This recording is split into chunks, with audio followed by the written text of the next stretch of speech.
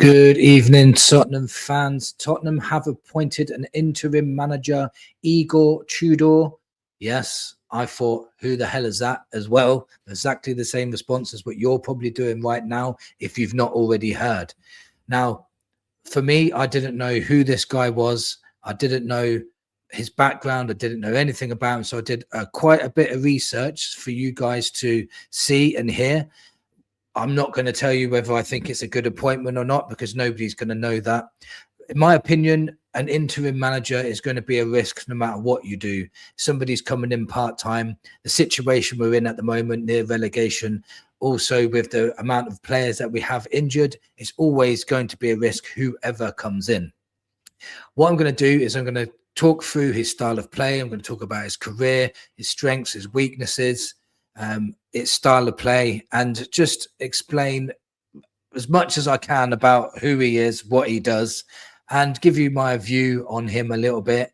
And then we can decide together in the comments whether we think he will be okay until the end of the season. The main thing is for us guys is we just need to stay up. We don't need someone to come in to play fantastic football. We just need points on the board. We need to keep that in mind. Now, let's first start off about his career. So let's start off with talking about that so we can get a little insight into what he's done before he's come to us. So he was with Hajduk Split and won the Croatian Cup in his first season. He was in Greece with PAOK, but he only managed briefly. And with Karabükspor in Turkey for one season. Galatasaray won the Turkish Super Cup. And Udinese 2018-2019 saved them from relegation in 2018.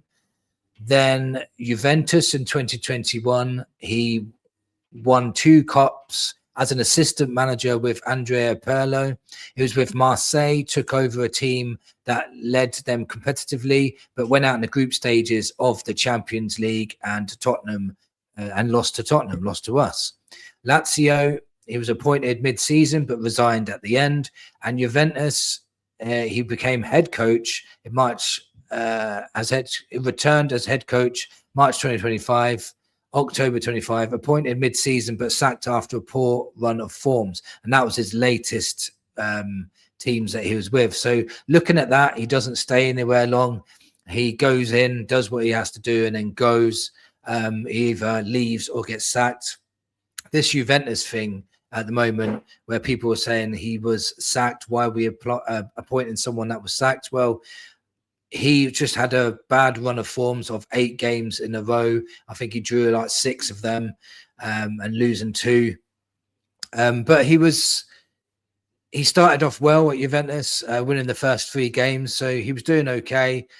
But it was just, there was tension apparently on the inside as well. Like in the transfer window, he wanted certain signings. Juventus wouldn't sign the players that he wanted. So there was a lot of friction inside the camp as well. So it wasn't just the results that was going this way. There was a lot of arguments going on in the background with players and manager as well. So he's a bit of a hothead, which is not a good thing either for Spurs. But in the end of the day, there was more to it than just results, is why he left Juventus. So if we look into it now, into his, let's look at his style of play. So his style of play is characterized by high intensity, aggression, and forward-looking, courageous approach that emphasizes physical demands, quick transitions, and disrupting opponents early. Also, he's best known for implementing an aggressive man-orientated pressing system, often a man-to-man marking across the pitch, combined with very high defensive line to compress space and force turnovers high up the field. This creates chaos, duel-heavy matches where his team aim to win the ball back quickly and launch rapid counters of vertical attacks. Now, when I looked into this a little bit more as well, he likes to be really quick with decisions with the ball. So like, you know, like some teams like to play out from the back. He likes to be more direct. He used to get it out to your wingers, get forward as fast as you can and press high as you can as well. It's a little bit similar to what Ange was doing, but with a little bit more structure. It's not as much gun ho, and the fullbacks don't invert; they stay on the wings. So I think he likes to tend to play a 3 at the back system as well. The only issue I have with all of this as well is that we've got a mass amount of injuries.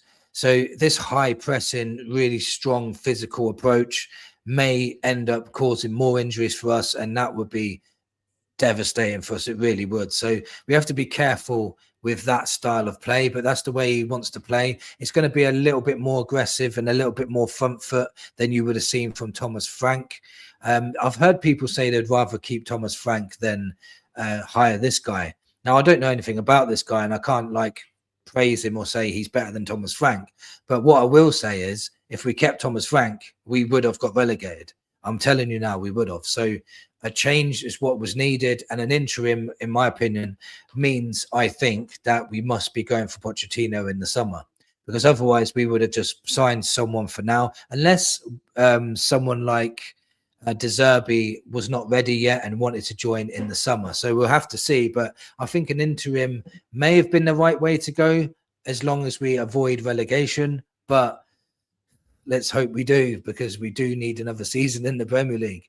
So let's talk about what he does in possession. So in possession, he likes to be direct and vertical rather than patient possession play, like I just mentioned earlier. Quick forward progression after regaining the ball within a few passes. So he wants to get forward as quick as possible so it doesn't give the opposition time to settle, basically. Emphasis on attacking with numbers whilst trying to maintain balance. Attack with more players without losing balance, as he's described at Juventus. Shift towards more central circulation and retention in some spells, like he did with Marseille, moving away from overly wing reliant or long ball approaches seen earlier in his career. So I've seen people already on Twitter saying all he does is long balls. That was what he did earlier in his career, but he's switched from that now to more direct football, but not relying on long balls, if that makes sense. Now, out of possession, it needs to sustain high pressing, counter pressing to dictate tempo and suffocate opponents. Man-orientated marking to eliminate qualitative advantages and generate chances even against stronger sides. Blends aggressive pressing with occasional compact low blocks when needed, so he can change it up. High physical intensity teams often rank higher in defensive duels, running and pressure application. So basically, if you look at it in a positive way, this sort of style of football is something that Arsenal do not like playing against. So maybe he's come in to beat Arsenal and then he'll get sacked afterwards. Joke. But his sort of adaptation to the Arsenal game might benefit us, but is he going to have long enough on the training pitch to actually implement that in itself? So again, let's have a look a little bit at his strengths here. So his strengths are excellent motivator, character builder, gets teams playing with high intensity, high energy, high intensity, and commitment quickly. So he comes in and he gets results fast. And I think this is what Spurs had in mind when they needed to get out of trouble. Strong in short-term rescue jobs, proven at turning around struggling sides, Udinese, Juventus, top 4 push, Verona success. Aggressive, high-pressing style, man-orientated pressing, quick transitions, vertical direct attacks, chaotic, duel-heavy football that can overwhelm opponents. So, again, that's okay. Like, it sounds good on paper. We obviously need to see it firsthand. But that's the style of play that we'll be looking at. That's the strengths that we'll be looking at. Obviously, the weaknesses is he's got no Premier League experience, which may work against him. But if you think about it another way, Thomas Frank has had years of Premier League experience, and look how that turned out. So we can look at it that way as well.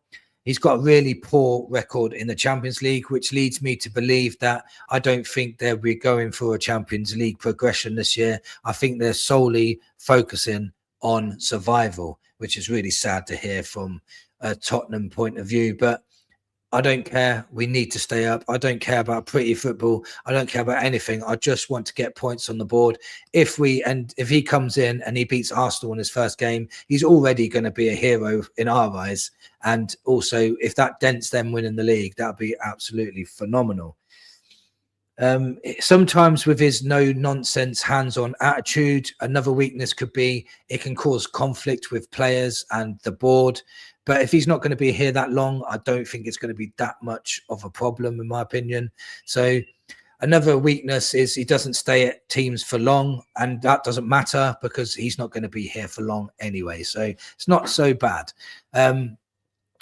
So yeah, his record at bigger clubs is not great. His record in general is not great at all. So that's going to be a weakness.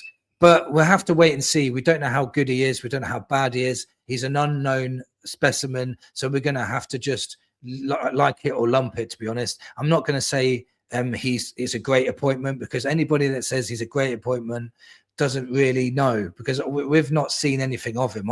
Only against us for Marseille, but I don't even remember him being the manager, to be honest. So anybody that says he's a shit appointment, we don't know that either, because he could come in, do the business and then leave. And that's exactly what he's brought in for. As long as we stay up, that's all I care about at the moment.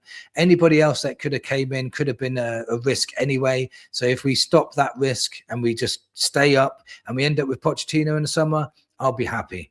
Let me know in the comments if what you think of this video today. What do you think of the appointment? Do you think ENIC have just gone and done the cheap thing again? Or do you think they've done something clever here? Thank you for watching, and come on, you Spurs.